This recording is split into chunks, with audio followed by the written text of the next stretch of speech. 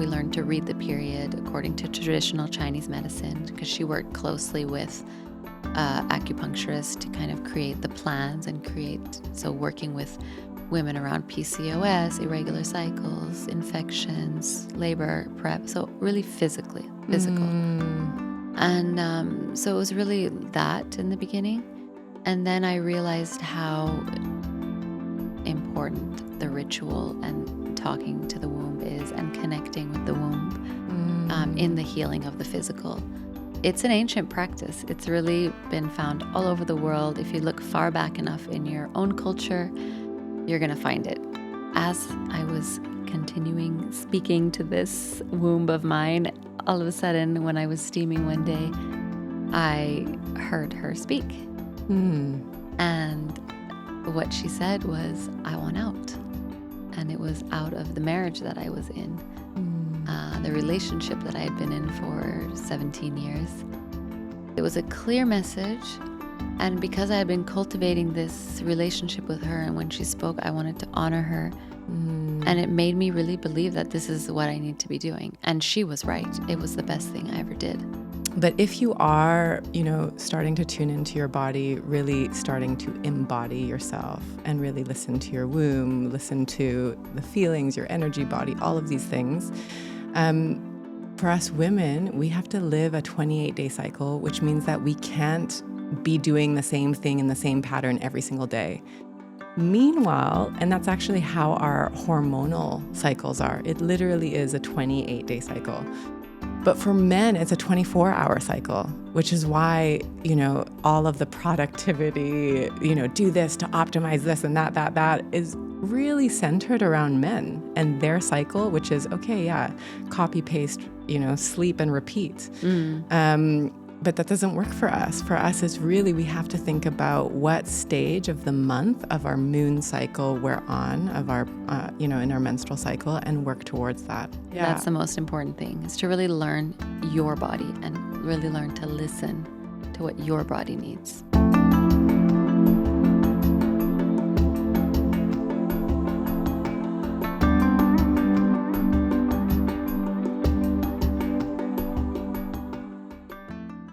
Welcome to the Enlightened DXB podcast. I am your host, Erica Masako-Welch, and I am very excited today to have a dear guest with us, Liberty, who is the queen of the womb and womb steaming and all things menstrual cycle, but she's also a certified liquid flow practitioner. We're going to get into all of that in just a moment.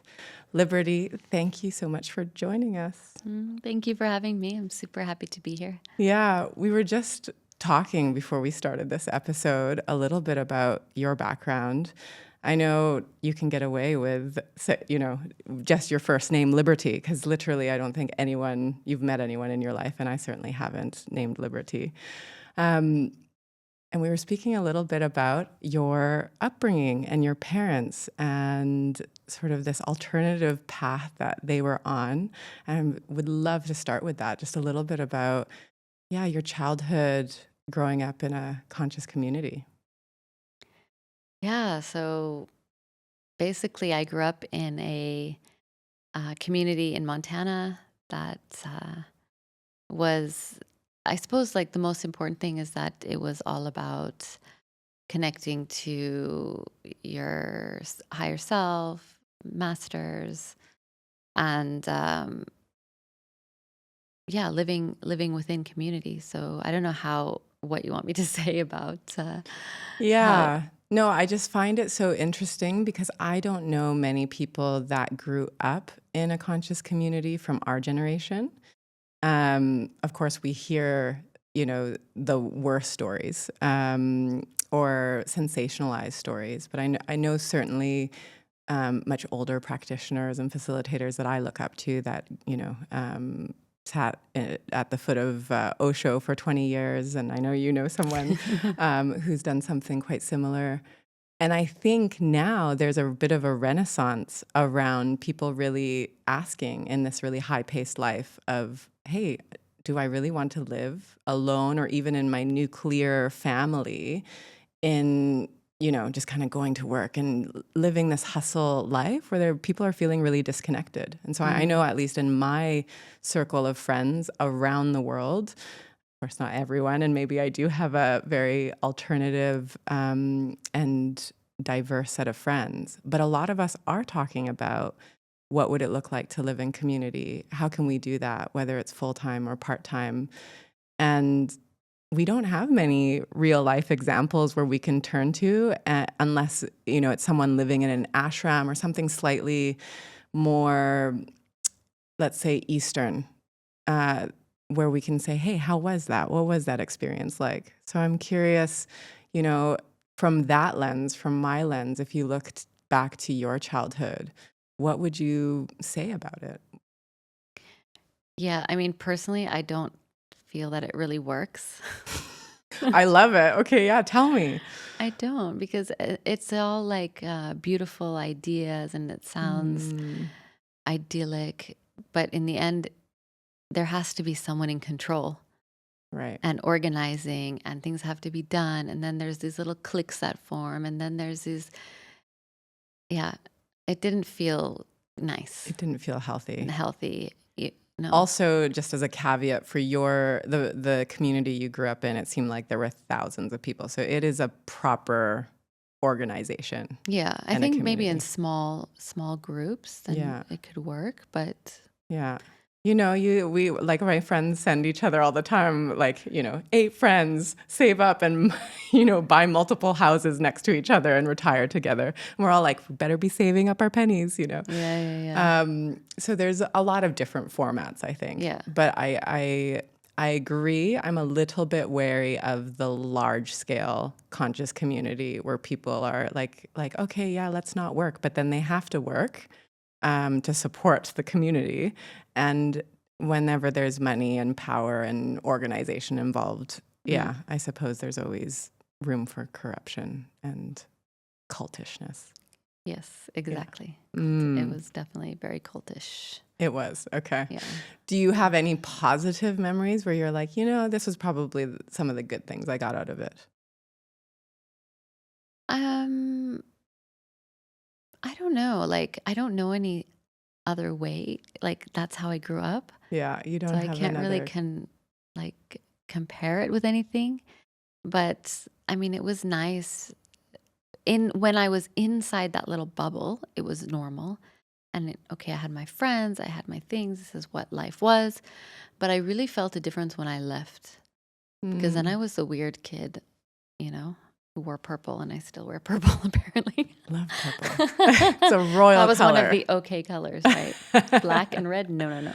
Interesting. So yeah, it was, I was definitely... Because you left when you were 12. Yeah. Okay. And so going into a normal school education program and all of that felt like a little alien to you.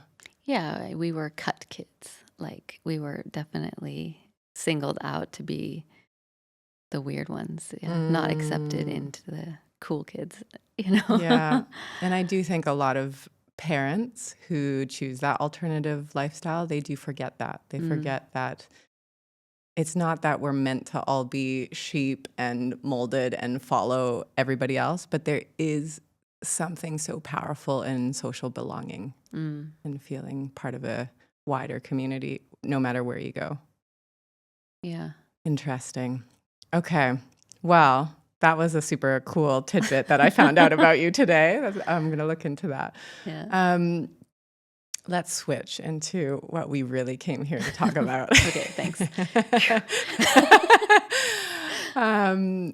Let's talk about womb wisdom. And when I met you, I was actually introduced to you by a really good friend of mine, Laura. And the moment she met you, she sent me a voice note, like, this was a couple years ago. But she was like, Erica, I met someone, you have to meet her. Because I just love meeting people that are doing really beautiful, bringing different healing modalities here to Dubai. And I think you were the first and potentially, I think still maybe the only practitioner who's brought womb steaming circles to Dubai for women. Or you might call them vaginal steaming.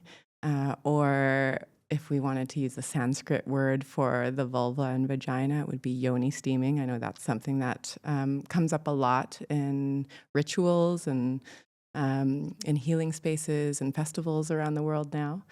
So maybe for people who are like, what is yoni steaming? What's vaginal steaming? What's womb steaming? Can you describe what it is and how you came to it, like how it found you? Yeah. So, firstly, it's basically like sitting over a pot of tea. That's the most Yeah. simple way to get an idea of what it is. So, it's herbs in a pot, and you're sitting over it. The steam rises and hits your whole pelvic area. Yeah. And it's an ancient practice. It's really been found all over the world. If you look far back enough in your own culture, you're going to find it. And people think, oh, Yeah. in Europe, no, this is not what they did, but they did. Yeah, Um, I was actually doing a little bit of research into this because I do geek out about the history and I fall into one of those internet rabbit holes, you know, we're like, what traditions have come up with it? So they've found it in Mayan traditions. They've found it in Europe, as you said, in ancient Greece. And I think on your website it had said even Japan, which I haven't been able to look into, but definitely Korea. And it's a big component also of Chinese medicine. So I yes, thought that was really beautiful. And even some African tribes as well. absolutely. But what I found interesting was as I was looking at the different uses around the world, it was slightly different. So Yeah. for Chinese medicine, it was more about balancing qi and energies. In Africa, particularly, I think in Swaziland in South Africa, it was more around fertility. And then other places, it was around postpartum care. Yeah. Yeah. So, yeah, tell us how you encountered it. So I had just moved to Dubai, and I was kind of wandering the beaches of Dubai with nothing really to do and listening to podcast after podcast after podcast. And one of the podcasts that came up was one with a guest speaker talking about vaginal steaming. And I had never heard of it before. And I was like, what is that? It's so strange. Um, but I was listening and I was intrigued, coming from, parents who are very alternative, very natural in their medicine. So I love herbs and the natural way. But I didn't really resonate at all in the beginning with what she was speaking of because I was completely disconnected from my menstrual cycle. Like I didn't even track it. I didn't know like really how many days it was, or it just came and went and that was it. I didn't have many problems. So then at the end of the podcast, she started talking about infections. And this is where I was like, okay, I'm in because it's something that I suffered from a lot. Even when I was a child, I used to get urinary tract infections. And then as I got older and sexually active, I started to get bacterial vaginosis and yeast infections. And it was a regular common occurrence for you. Very, like 4 or 5 times a year, I'd be on antibiotics. Like I Wow. couldn't even go into a pool without getting an infection. Oh, wow. Imagine. And now I work in pools. Wow. That's right. Right? Yeah. So super sensitive. And so I was always like on this cycle of like antibiotics and then suppositories. And then I checked my diet. I did all the things, but I was still getting them. And the gynecologist said to me, like, you know what, this is just the way you are. You're just super Wow. sensitive. And some people, get flus a lot or get sick a lot. You don't, but you get this. So What a that's it. cop out. Like, I just have to say, like, Yeah. bad malpractice. Get a second opinion if your doctor says something like that to Yeah. you. Yeah. Yeah. So, of course, like when I heard that this could help with infections, I was like, okay, let me try it. So I tried to order her herbs online, but at that time I didn't know about Shop and Ship, or maybe it didn't even exist. I don't know, but For those of you who are listening from outside of Dubai, Shop and Ship is a lifesaver. It basically allows us to order things from the US and other markets really cheaply. Otherwise, we end up paying an arm and a leg, or it doesn't get here or they don't at even all. ship it. Yeah, Yeah. exactly. So But in the podcast, she was like, you can steam with anything you have in your kitchen. So if you have basil or, rosemary, thyme, all these kitchen herbs, you can steam with those, and even Himalayan pink salt is great. So I had basil, I think, and Himalayan pink salt. So I started to steam. I did a little DIY setup at home, and I somehow intuitively was like, okay, I'm going to do this once a week, and it's going to be part of my self-care practice. Wow. You went from total skeptic to, I'm just going to give this a shot. Well, it's not that regularly. I was a skeptic. I was just like, what is this? And do I need it? Or yeah. I was never really, fully skeptical. Okay. You were open-minded, but it wasn't resonating with you until the yeast infections and that came up. Okay. I was like, why do I need it? Kind of thing. Yeah. And so then I started steaming once a week, and I didn't have an active infection at the time. So I don't know, infections are more complicated than this, but I never had another infection. Wow. And to me, I was like, this is amazing. I started sending the podcast to all my sisters, all my friends, all the women I knew. I was like, have you heard of this? You have to try it. This was 5-6 years ago. 2018, I think. Yeah, 2018. When I started steaming for myself. I love that. And then what happened? Oh, yeah. Then I'm kind of just telling the story as it goes. That's okay. Absolutely. We're all about the real story. I'm going further than your question, I think. But yeah. So my sister was pregnant. And from all the podcasts that I had listened to, I heard that it was good for postpartum. Of course. And I told her about it, of course, but I couldn't give her any advice because I didn't know anything about it. So I was like, let me just take a course this is Steamy Chick, Kelly Garza from Steamy Chick, that is who was on the podcast, and it's who I ended up studying with. So I took the basic course, but then of course I needed to take more courses because I needed to know how to help my sister. So by the time she was ready to give birth, I could help her. And this was her second child. So she really had something to compare it to. Oh, wow. Healing from postpartum the first time and the second time. She didn't use it for labor prep, but she did use it for postpartum. And it was like a life changer for her. She was like, my postpartum period was so much easier. Wow. I mean, emotionally or physically? Or Both. Emotionally, she just said it was so nice to come back to herself, to have this time every day. Because you steam for 30 days after your delivery. Okay. To have this time for her that she just had to do. Yeah. Because there's so many things that you should do, but you get put on the back burner because there's so many other things to do, and the baby, and you're tired, and it's but I was like, you have to do this. And good for you. Good big sister, little sister? Yeah, big sister. Yeah. Yeah. Beautiful. And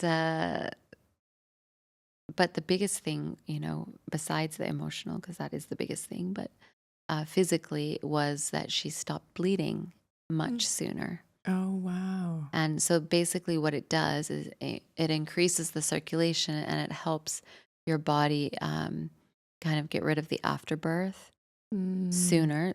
And when that happens, the uterus can go back to its normal size. And when that happens, all the other organs can go back into their rightful place. And you just feel much better in your body. And yeah. Amazing.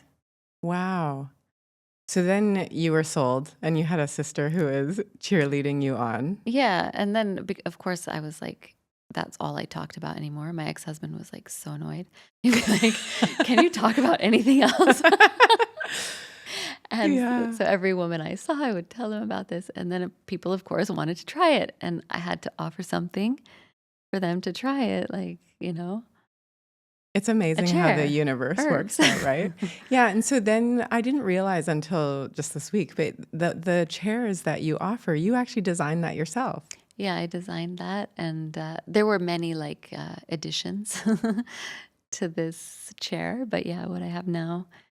It's like an Apple update. The latest and greatest. Version 13. How many versions are there? I think 1, 2, 3. I think there's 4 or 5. I think I'm on the 5th one. Okay. I mean, the second ones are very similar, just you know, Yeah, and tweaks. if people are curious, we'll talk about this at the end, but you can go to iamliberty.com She is or Liberty. SheisLiberty.com and you can order one of these chairs for yourself as Yeah. well, Yeah. especially if you're here in Dubai, right? Yeah, and I also ship internationally. You just have to get in touch. Okay, there you go. So you can check out what these yoni steaming seats are.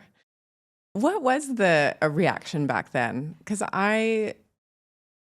for me, I mean, I'm interested in everything. I'm willing to try everything. I have a sort of a bit of just a curious biohacker mind to everything. I want to experiment. I want to see what works, what doesn't. And I've also had the pleasure of sitting in one of your beautiful yoni steaming women's circles, which I think is really profoundly beautiful to do it in sisterhood as well. Yeah. But I'm curious, when you first started, what was the reception, and was it all private sessions first, or was how did the circle come about with all of the women? Well, when I first started, I was calling it vaginal steaming, and it wasn't very, uh, yeah, accepted, or people didn't want to talk Pleasing to about the ear, vaginas here right? Yeah. in Dubai, especially. So I then quickly changed it to womb steaming. Mm, And that really resonates with me too, because we are working mainly with the womb and the uterus for menstrual health. And this is, of course, the yoni as well, and the vagina, which is the same, but it really is the womb that's at the core of it. mm, So, and it's much sweeter to speak about the womb somehow, it because is. and everyone here can accept the womb. They'll talk about it. You Yeah. know, And I love that, because even, what I hear most often is yoni steaming, and yoni is the Sanskrit term for womb, but also it stands for, it has many definitions. It also stands for, I love this one, sacred space. yeah, And it's like, yeah, what more is sacred than our wombs, this yeah, place where we can create beings and life. exactly. So I find that really, really beautiful. And yeah, so womb makes complete sense. Yeah. And then slowly, I started just working really one-on-one. This was more before I realized the how important the ritual of steaming is, because Mm, from Kelly, we really learned more about the physical aspects, mm, which is important. So we learned to read the period according to traditional Chinese medicine, because she worked closely with acupuncturists to kind of create the plans and so working with women around PCOS, irregular cycles, infections, labor prep. So really physical. mm, And so it was really that in the beginning. And then I realized how important the ritual and talking to the womb is, and connecting with the womb in mm, the healing of the physical. So, and then I really wanted to create circles, but I didn't have the confidence, mm, and I didn't know how and where and what, and I didn't know very many people, and I wasn't part of this community here yet. So, um, of course, this was like kind of around COVID when I started to really make it a business. mm, Um, and that really forced me to go online more. And then by the time like it ended, I had a lot of people contacting me, and one of them was a sound healer that wanted to steam for herself. And I was like, you know what? I really want to do circles. Do you want to do it with me? And she was like, sure, I have a space. So, because she was already doing cacao and ceremonies. sound. Mm, And I was like, maybe we can add the steaming. So that's how I started doing it with her. I'm really grateful actually to her, because she really helped me to gain my confidence to do it on my own eventually, and really, yeah, create my own mm. space. I hear this so often, and it resonates with me so Hmm. deeply, because Yeah, I've always wanted to run women's circles as well. And it wasn't until a friend of mine who's a coach here was really trying to take off her business. And I was like, great, you run them and I'll invite everyone. And we just supported each other in fulfilling what our deepest desires were. And all these years later, it's such a beautiful monthly women's circle that means so much to me. And I'm not sure if either of us would have really have done it alone. It's just sometimes we need to hold someone's hand for that first step. Exactly. And I've been. It's so beautiful. Yes, yeah, that's right. Yeah. Yeah. Yeah. I would love, I know, so we've talked a little bit about some of the biological benefits of womb steaming. But for you personally, what has it brought to you? Womb steaming and also just connecting to your womb. Yeah. So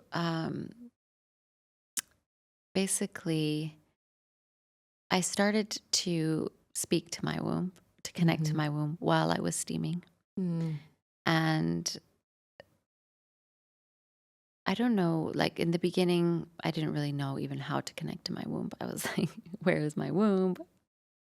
But just, the intention and talking to her and holding the space and speaking and speaking and speaking. And as I was going through this journey, I was finding myself becoming stronger and more empowered and finding out who I really was as a person. Because before that, I was just kind of like a leaf blowing in the wind, I think a lot of people can resonate with that, actually. Yeah. And this really brought me a purpose, and working with women, connecting with women, creating friendships through my work, supporting women. And as I was doing this, I was becoming stronger and stronger as a person. And I really believe that connecting to the womb really helped me with this. And then as I was continuing speaking to this womb of mine, all of a sudden, when I was steaming one day, I heard her speak. And what she said was, I want out. And it was out of the marriage that I was in, the relationship that I had been in for 17 years. And when I heard that, of course, it wasn't perfect and there were issues. But of course, I always thought in my head, I'm going to stick with it. This has been, there was never a question that I would leave, until this happened. And of course, I was scared and I didn't know what or didn't know how. And I was like, but the first thing I did was just like place my hands on my womb and tell my womb that I heard her and that I'm listening. And then I just kind of was like, okay, let's see what life brings. And a few days later, we got into this huge fight, and it was like everything was like laid out for me on the table. And I was like, you know what? I'm out. This is it. And of course, we had conversations before about doing therapy, and like it's not like I was like, one day he had no clue and I'm like, I'm out. But yeah, it was that, it's like, but it feels like such a clear awakening of your womb saying something's not right. Exactly. It was a clear message. And because I had been cultivating this relationship with her, and when she spoke, I wanted to honor her. And it made me really believe that this is what I need to be doing. And she was right. It was the best thing I ever did. Yeah. Wow. So powerful. I have to say, 3 or 4 years ago, I went to go see an energy healer in Portugal, and she was asking me a lot of questions about my period. And I thought it was like super strange. And, things like, like what color is your period? And of course, the darker it is, it means there's oxidation, which means some of it's getting stuck in your womb. And I was like, I never even thought about some of these questions. And then later that summer, I actually was at a retreat where I went into a deep shamanic experience. And it was the first time I ever heard my own womb. And I was quite similar to you. I think I had I mean, of course, everyone knows where their womb is roughly. But I certainly had never spoken to it or tried to, or even recognized that that was a separate part. That summer was a huge sort of aha moment for me of saying, oh, I really do rely on my mind a lot. I constantly ask my mind what I think. Sometimes I ask my heart what I feel, but it was really rare for me to ask my gut, like, what's my gut instinct? And it was even more rare for me to ask, like, what does my womb think? Mm. And the way that my womb first spoke to me was in like a beautiful but powerful rage, I would say, of like, you need to listen to me. I'm so powerful. I'm so strong. And because I am the representative of the feminine, you think that I'm weak. Does this look weak to you? And it was just very Kali-like, energy. And I was so humbled by that experience that I started tracking my menstrual cycle from then on. I had a bracelet that had 28 beads on it, which was my average cycle length. And I would just move a trinket every day. And every cycle, like the luteal phase and all of the different phases, had a different color. And so I could really feel into, I think I wore that bracelet for about a year and a half. And so after about 16, 17 cycles, I really got to feel like, wow, I am different on different phases. And so I'd love to speak to you about that as well, because I know you were, and do you still do consulting, helping women live closer to their cycles? Maybe we can start with, for those women out there that don't know what the 4 cycles of their menstrual cycle is. Maybe we can talk them through that.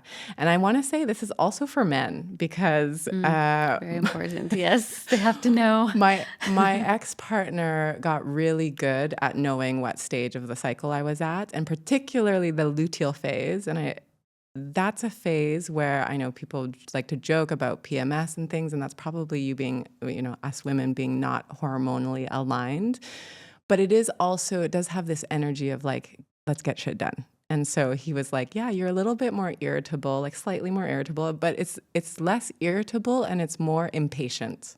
Like I have a list of things I'm trying to get done in preparation for my moon, for winter, for my rest period. And so it's really, really, like I have to say, for partners out there, for men out there, it's really good to know your lover's, cycle and where she is at.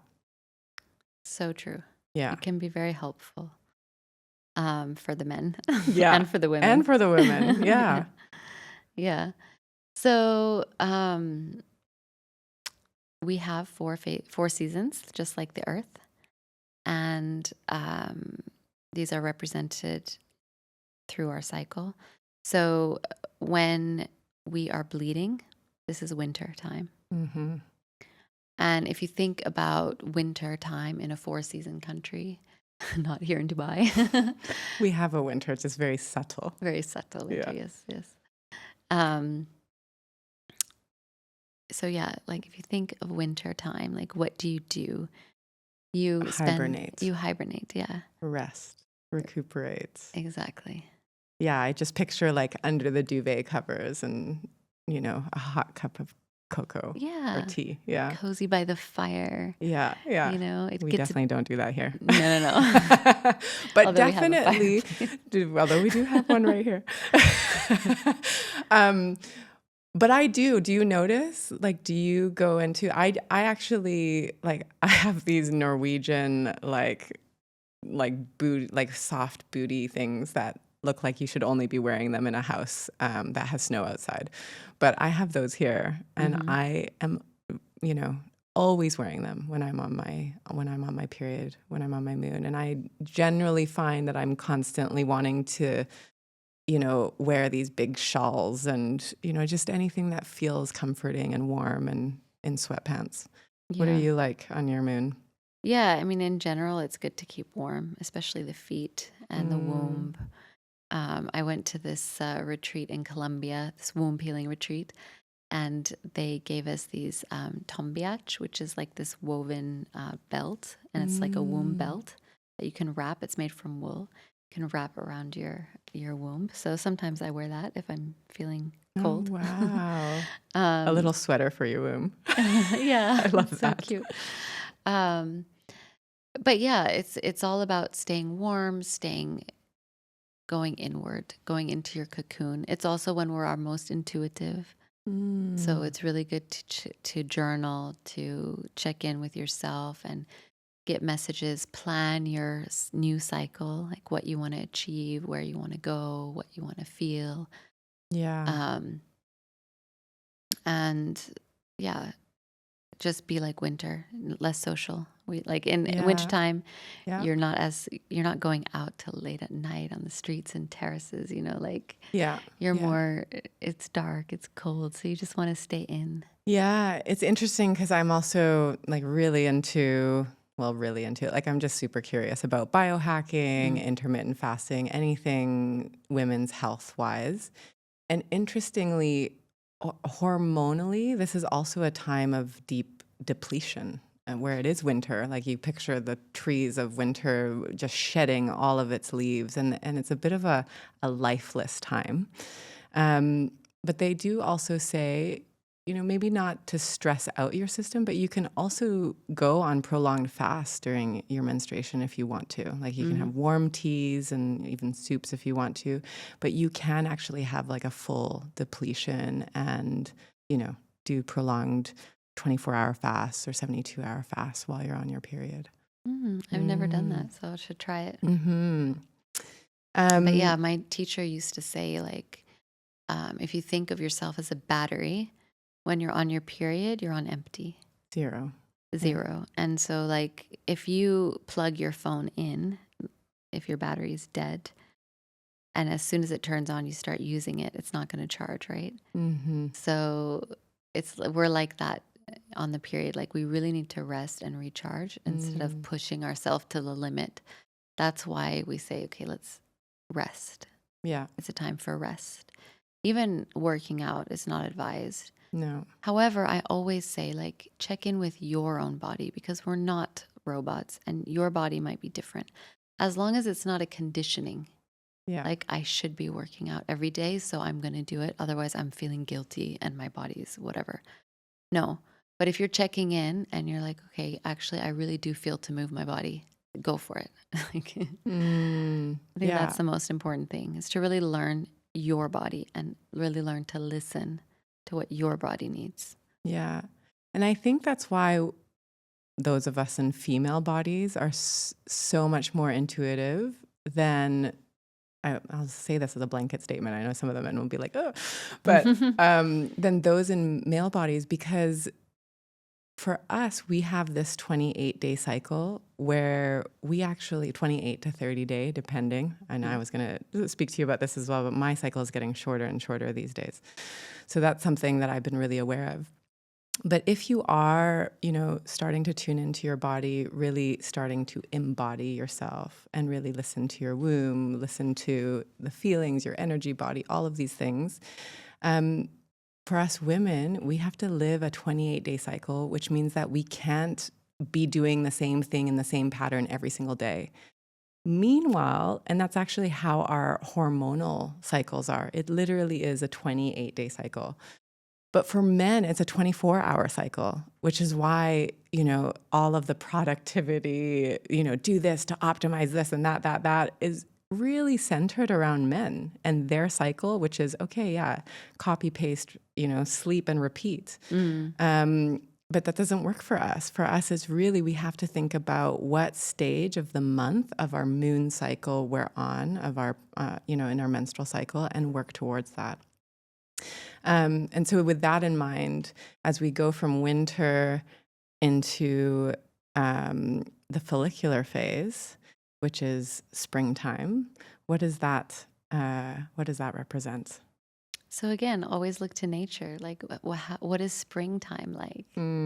Like, I had a friend who moved from Dubai to Moscow recently, and she is like telling me about spring and raving about spring. She's like, it's so beautiful and it's so exciting. And there's little green buds on the trees and the fresh air, and it's so nice to be outside and the birds and like it's just a playful time, like, and it's where you start to get your energy back and you start to be playful, both sexually, physically, energetically. So you just start to become alive again, and it's nice to feed that slowly. Yeah. And also to really eat a lot of nourishing greens and food to replenish your body because you've lost blood or however. Yeah. Yeah.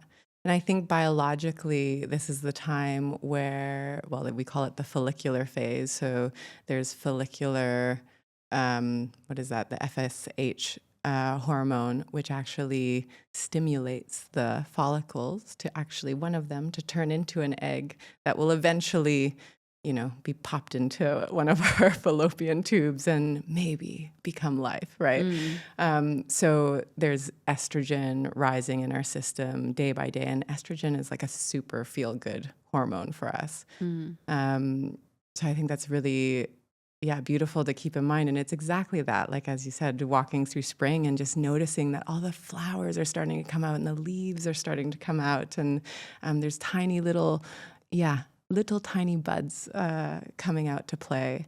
And I find at this time, I'm definitely feeling, more and more playful. And every day I just get a little bit more, like it's a very feminine time, like a very, a time of abundance and a time of socializing where I really want to connect deeply with my friends and sisters and have meaningful conversations. Absolutely. Yeah.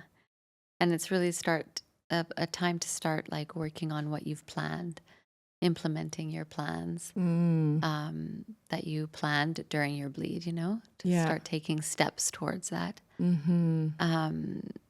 And slowly working out, moving your body. And you just, every day you start to feel more alive, more energy, you like day by day you feel it. It's so interesting. It's so wonderful to be a woman. I know. We don't always say that, but it really is like really beautiful to experience life on a 30-day cycle or a 28-day or 25-day cycle. Yeah, and how beautiful to realize it. Because most of my life I didn't. Yeah, I had me no too. clue. So until I was like 32, 33, I would say, and I was living a bit of an easy lie because I was like, of course I'm in tune with my body. I worked out. I was super fit. I took all the, healthy things, and I was conscious on a mental level, and I really pushed my body to perform.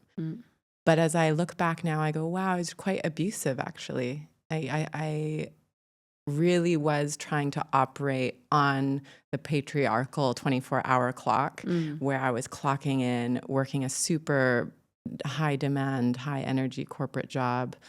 And I just thought optimization was key, but I actually had no idea what was actually going on in my system. And I'm just so grateful every day when I think about that, of how resilient my body was, and that she quietly was like, okay, you go be unconscious now, but one day just wait. We're going to connect. And I'm so glad that we did. Yeah, me too. So then you go into summer. Summer is full blown. Oh, I love summer. Party. Everyone loves summer. Yeah. The ovulation phase where the egg gets sort of dropped into your womb and has a 24-hour period where it can possibly become new life, right? I love ovulation. I have friends, some of my friends, and I'm really trying to do this, although it's really hard to do. But they always say, if you have a presentation at work or if you have a podcast like this one, it would be great to book during that time. And I do find, I'm not on my ovulation phase now, but I do find when I am, I'm extra glowing, like I'm radiant.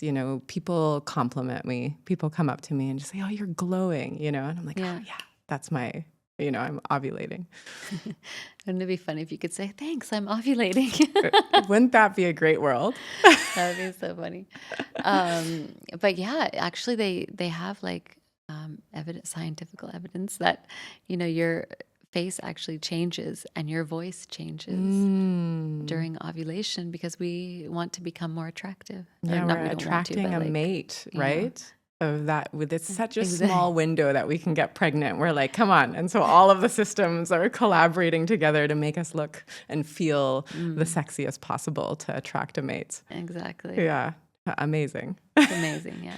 Yeah, and it's a time I think that we're meant to be social. We're meant to be just out there. We can be really working out quite hard. Yeah. It's also a time where, we're at peak estrogen. And so, from a fasting perspective or a biohacking perspective, they do say you can definitely go for prolonged fasts at this time as well. And then we go into dun dun dun. We go into fall, where we the fall. luteal phase. Yeah. I Yeah. have mixed feelings about luteal phase. How do you feel about it?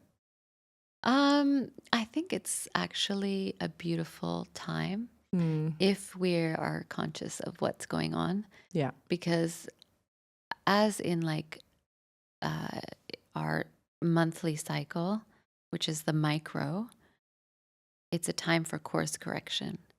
And in the macro of our lives, perimenopause, which is the fall stage of our life, kind of, is also a time for course correction. So it's a time for us to realign, to see if we're on the right path, if there's conversations that need to be had, if there's things that we need to change in our lives, if we're living our truth, and if we're not, then it's harder. It's going to be harder for us because it's our body telling us to wake up and change. So, Yeah, even as seasons, as I go through the seasons, fall has always been one of my favorite, or like my favorite season, actually. I mean, of course, everyone loves summer, but to be somewhere like on the East Coast of Canada or the US or in Japan, it's the same. The momiji, or the maple leaves, the Japanese maple or the Western maple, they all change colors to bright, vibrant red and yellow before it just decays and falls off. And then you have these trees that are becoming naked, getting ready, like just shedding, in order to get ready for winter. And when I tune into that energy, I actually really love it. It really gives me a sense of discernment of what is really important right now, what needs to get done, because we do need to get shit done in preparation for winter. So harvest what needs to be harvested, but, we're hyper-focused here. We're not, our energy can't be wasted in many directions. It's not really about socializing. It's really about, solo detail-oriented tasks, I would say. And then if you have beautiful support and family around you, great. But I wouldn't say that I'm the most social at this time. I'm very much on a mission during the luteal phase. And I actually even noticed a couple years ago, and I'm still this way, if I really pay attention to what clothes I'm picking out during this time, I'm really, like at ovulation stage summer, I'm picking out like flowy, flowery, beautiful things. In luteal phase, I'm like, where are my army pants? Like I am super and I do have like a dichotomy in my fashion sense, which can be really masculine or really feminine. And I notice that I'm very much like all my masculine clothes comes out, and I'm very much focused on getting a to-do list done. Wow, interesting. Yeah. Okay. What are you like on your luteal phase in fall? So yeah, I'm getting ready for my bleed, but I'm always just super aware of my emotions and really doing my best not to hold them in, to suppress, to let them out if they need to be out. Because I think that's what a lot of women can do in this phase, is like just hold on to everything and we need to feel. Yeah. So yeah. Of course, it's all about preparation, clearing the schedule, getting ready. But we also need to remember the course correction bit and the emotional bit. Yeah, thank you for speaking into that, because that is really important. And I do notice that I struggle with this transition from fall to winter into my menstruation, because if I don't get everything done that I wanted to get done in the luteal phase and I'm going into rest, it takes me a little while to just let go and to remind myself that I don't need to do anything or get anything done. This is about rest. And it just feels like a really hard U-turn to really, really make that. And in that process, I can notice that I might be holding on to some emotions that should probably be released. I don't like the word should, but could be invited to be released. Yeah, beautiful. So I think that's really beautiful how we can live to our cycles. I'm curious also with the womb steaming, you've started both, you have on your site a number of herbs, different herbs that you can use for different times, I'm assuming, or different issues. I wonder if you could speak into that. And also this new tea line that you're launching. Yeah, so basically for steaming, I have 3 different blends that everyone kind of falls into.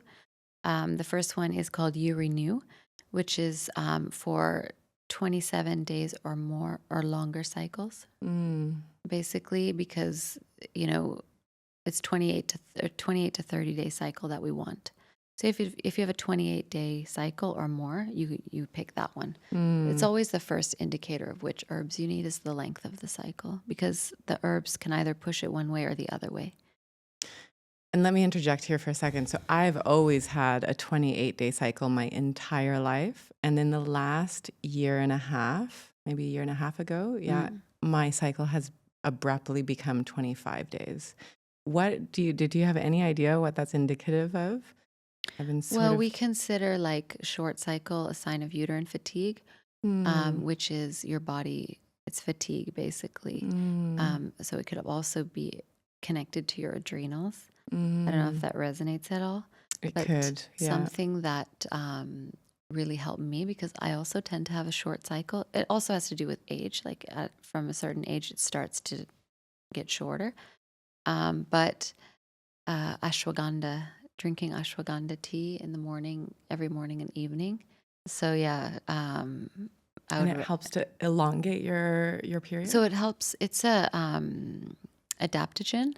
So it helps to strengthen the spleen, and it helps with your adrenals.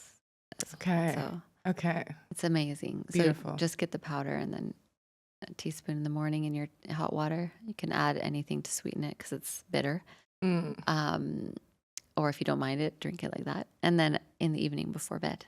Okay. I'm going to give this a shot. Go for it. Okay. So your other 2 steaming teas. So the other one is You Empower, which is for short cycles, 27 days or less. And this is also herbs that strengthen the spleen, help lengthen the cycle. And then the third one is You Chill Out, which is a cooling and moisturizing blend. So it's for women who are going through perimenopause or have really dry infections. So it's cooling and moisturizing. Wow. Okay. Beautiful. Yeah. And then tell me about this new tea line that you're launching. Yeah. So I decided to launch some teas because it's also powerful to ingest them and steam with them. So these are tea blends specifically for the menstrual cycle. One of them is called Fertility. And you can guess what that's for. So herbs that will help with fertility. It has also a lot of Ayurvedic herbs in it. And then I have Moonflow, which is for women who don't ovulate, so have anovulatory cycles. And then what's the other one? Balance Her, which is for women with PCOS, polycystic ovaries. Okay. Yeah, so all sort of conditions to help remedy. Exactly. I love that. Exactly. A little witchy cupboard of potions. And you said you're launching this next month. Next month. In June. In June. So then sometime. You can find them on my website. Fabulous. SheisLiberty.com. Yes. Okay. Well, I also wanted to talk about this new, it's relatively new, but it's still over a year or 2 now, that you've been giving these liquid flow therapeutic sessions. The first time I came across it was in Portugal, actually. And I had a complete out-of-body, beautiful experience. And I think they called it aqua therapy there. Yeah, I know there's a love story involved as well. Tell me a little bit about how you came across it and why it's been so powerful for you, both as a receiver of this modality and also now as a practitioner.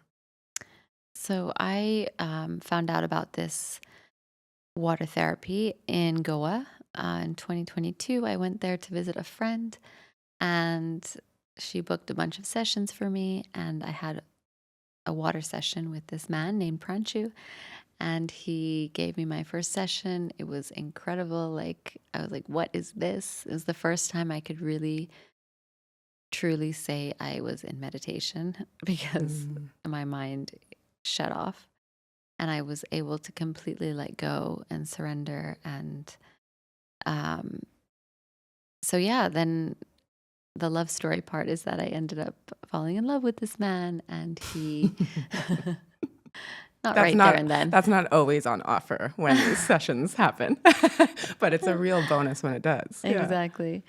I mean, of course, not at the time, but it evolved into that. And he was the one who really told me that this would be something that I would be good at. He's a projector, so very intuitive. And I was like, no. I like to receive. I don't want to give. So much resistance. Yeah, I was like, no, why? Like, I'm fine. I'm doing this womb thing. This is my thing, and I don't need anything else. And he's like, no, really, it goes with what you do. And I can tell, like, you have a really good touch and you have really soft energy, and it would be really beautiful. And so he got me my first course, and he's like, just try it. If you don't like it, don't like it. If you do, then, then you can do with it what you want. Such a beautiful gift. Yeah. And so I was like, okay, let's see. So I went, and of course, the first hour of the first day of the course, I was like, okay, I love this so much. And I love it even more than receiving. And it's true, and it still is true today, that like giving gives you so much presence and so much depth. Like, you have to be 1,000% present with the person in every single moment of the session, fully. And that's just such a beautiful gift to feel that and experience that. And that's why I love it so much. And that resonates so beautifully, because one of the reasons why I love Tantra is in those rituals, I actually love giving because of that. It's almost like what they call it, high priestess energy that you can hold. And it's to be 100% present with someone else, with their breathing, to sync. And in your case, for those people who've never tried aqua therapy before, you're essentially holding someone in your arms in a pool or in the ocean or in any warm body of water. And you're syncing breath and movement together. And for me, it felt like the most beautiful dance underwater, where you're literally just completely let go. Particularly as a woman, I know a lot of men really love it as well, but as a woman, I feel most easily connected to my divine feminine essence. And it feels like a co-creation, like where, yes, I'm receiving the therapy, but it's definitely about connecting with the practitioner, with the breath, having all of that trust to really let go and surrender and receive all of the beautiful feminine qualities that we want to nurture in ourselves. And yeah, I just find it so, so powerful. And for a water baby like me, it was like instant love. But I know there's also a lot of people who have traumas around water, about feeling safe in water, that it can be incredibly healing. Or to some extent, I have heard stories of people who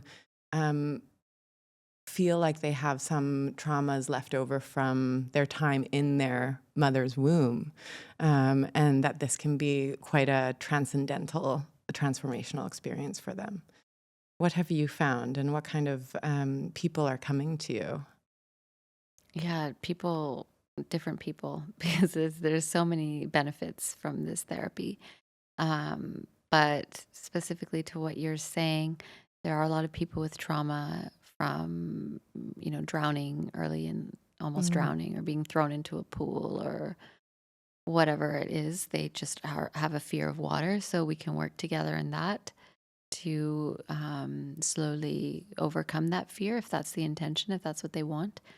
And then also, yeah, a lot of people who have traumatic birth stories, like they had they were born in a C-section and they weren't ready to come out. So then they can set the intention to have a rebirthing where they actually have a birthing experience of coming out of the water. And this is what happened one time, and it was beautiful to witness. She's like, I felt like I came out on my own terms, So, and then of course it doesn't have to be connected to birth at all. Like it can just be like a full nervous system reset for some people, because it's so calming, it's so relaxing, if you can surrender and let go. If not, it can be quite stressful. So but it's good to get to that point, because it's in our everyday lives, especially in the corporate world, in this fast-paced environment of Dubai, like people are just so stressed and trying to control everything.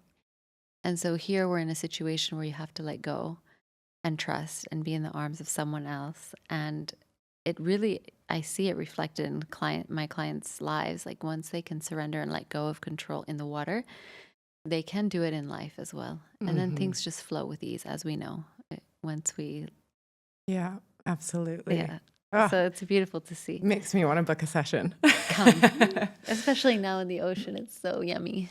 Yeah, I imagine it would be in Native American traditions, where I got to grow up with a lot of those tribes through scouts and all those things, which is another conversation. But they really speak into the power of the ocean and the salinity of the water and how purifying it can be as well. So I often find when I'm traveling and I need to ground into a new circadian rhythm, a new place, a new country, if there's ocean, I'll go for a swim and I'll feel like I've landed. Yeah, it's huge. Beautiful. So, Liberty, where can people find you? So on my website, SheisLiberty.com. Instagram is SheisLiberty, and then waterflow_therapy is for the water flow. Okay. Two separate Instagram accounts? Separate Instagrams, yeah.